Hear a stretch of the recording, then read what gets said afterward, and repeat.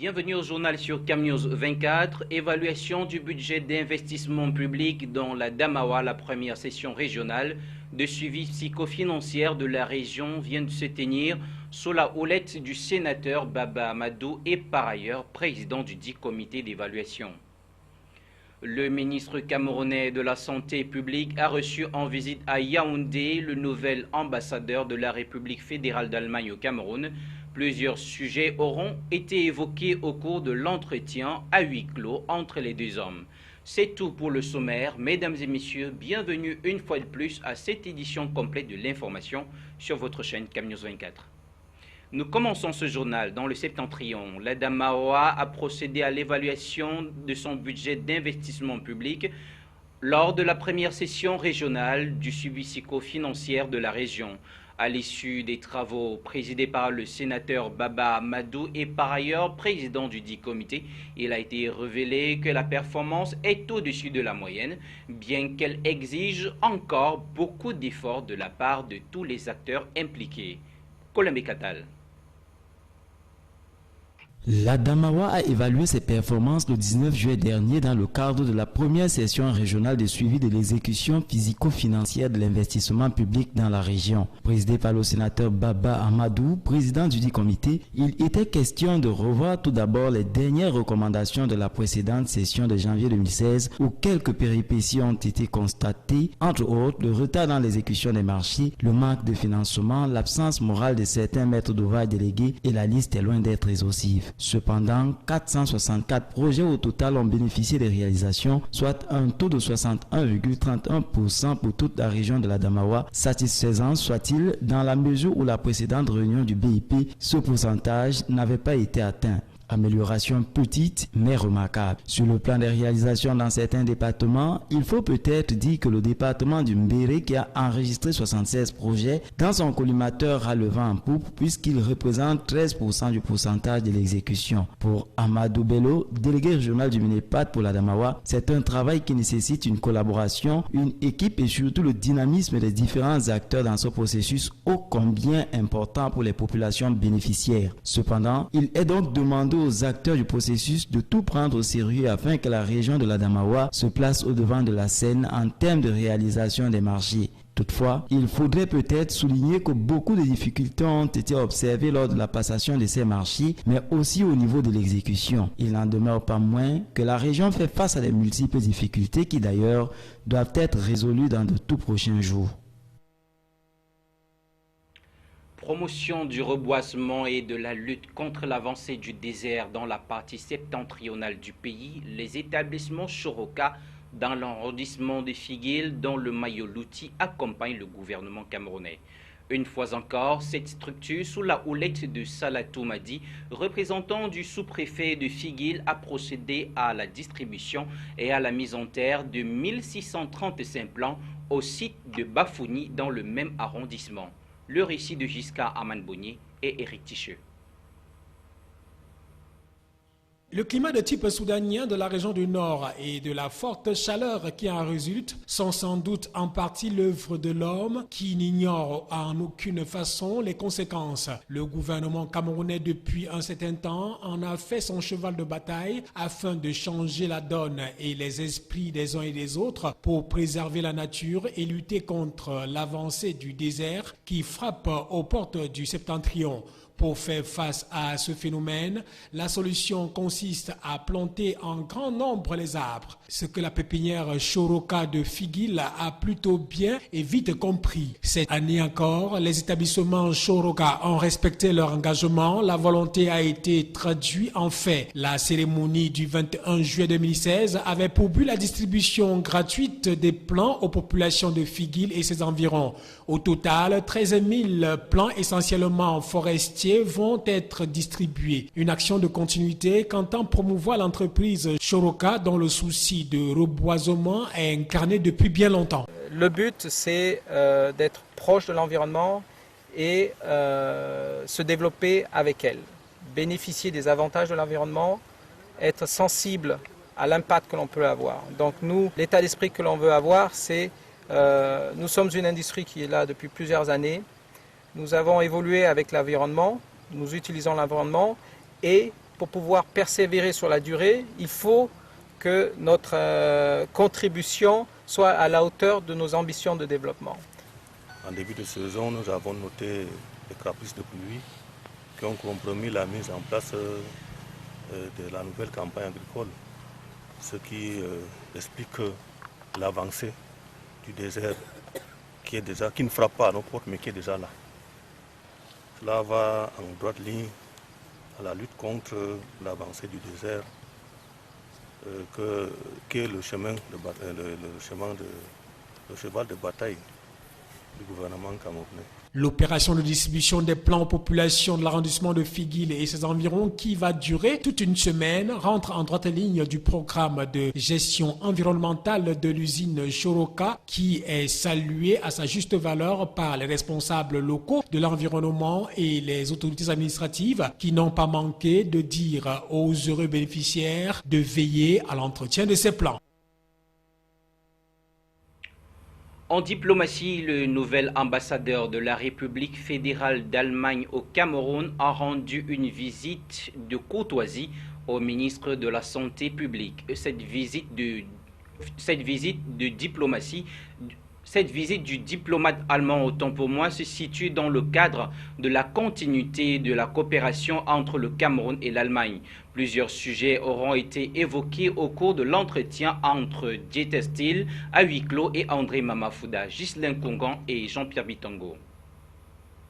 Ce 21 juillet 2016, Hans-Dieter Stell, le nouvel ambassadeur de la République fédérale d'Allemagne au Cameroun, le remplaçant de Holger Mannick en poste à Yaoundé depuis le 8 juillet 2016, est allé à la rencontre du ministre André Mamafouda de la Santé publique. Surtout que dans le programme triennal de coopération 2014-2016 laissé par son prédécesseur et qui s'élève à près de 57 milliards de francs CFA figure le secteur santé, notamment dans le domaine de la lutte contre la mortalité maternelle et infantile. Ces fonds seront également investis dans les 3 secteurs prioritaires de la coopération allemande au développement au Cameroun, à savoir la décentralisation et la gouvernance responsable, la gestion durable des ressources naturelles et le développement rural. Avant sa désignation comme ambassadeur d'Allemagne au Cameroun, Hans-Dieter Stell occupait le poste de consul général au Vietnam, poste qu'il a occupé de 2013 à 2016. C'est le lieu de rappeler que l'Allemagne et le Cameroun entretiennent depuis plus de 40 ans des liens de coopération stables. Depuis l'indépendance du Cameroun, l'Allemagne a soutenu le développement du pays à travers une contribution globale d'un montant de 595 milliards de francs CFA. Le Cameroun fait partie du cercle des 50 pays partenaires dans lesquels se concentre la coopération allemande au développement dans le monde.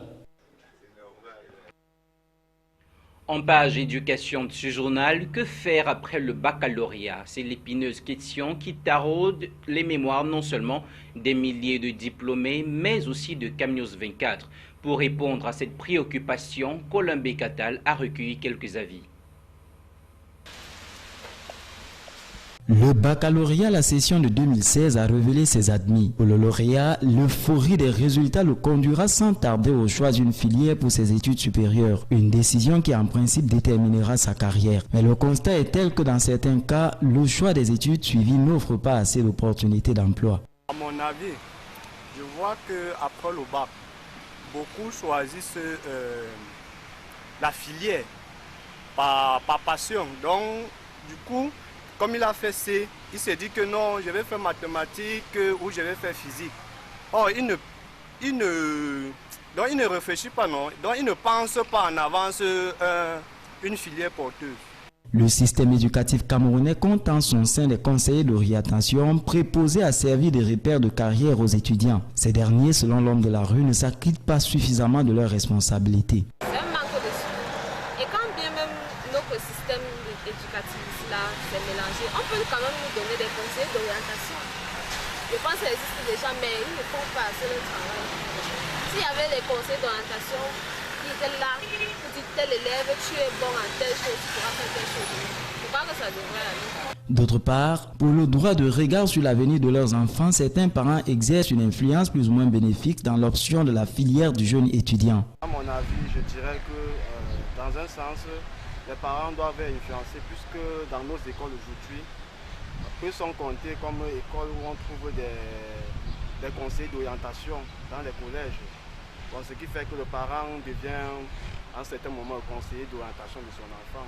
Les études servent à acquérir une conception équilibrée de l'instruction, mieux encore à nous ouvrir les portes d'une carrière. Son dévolu sur une filière après le baccalauréat devait être une question préparée, préalablement soumise à un conseiller d'orientation, mais choisie a priori par l'étudiant lui-même. Des choix de carrière, c'est loin d'être un jeu. Parlons de toute autre chose à présent. Formation des conducteurs de camions, la tension reste vive entre les syndicats et le gouvernement. Au cœur de la polémique, le projet du gouvernement de retirer la formation des conducteurs de camions aux auto-écoles pour la confier à l'armée. Une décision qui irrite les promoteurs d'auto-écoles. Reportage Adidia Poutounini. Suite à la recrudescence des accidents occasionnés sur les axes routiers de la République par les conducteurs de camions, le ministère en charge des Transports tente de trouver des solutions pour mettre fin à ces hécatombes sur les routes. D'où ce projet de retirer la mission de formation des chauffeurs d'engins lourds aux auto-écoles pour la confier à l'armée. Une décision contre laquelle s'insurgent les promoteurs d'auto-écoles. Quand on dit qu'on veut retirer la profession de santé à un médecin pour l'imposer d'aller faire l'agriculture. Mais est-ce que vraiment c'est possible? Nous sommes des formateurs. Par exemple, moi, je suis dans la formation de la conduite automobile depuis 1980. Les auto-écoles, les camions qu'ils en ont investi, les syndicats qui en ont investi, et qui continuent encore à améliorer, à perfectionner, augmenter les camions.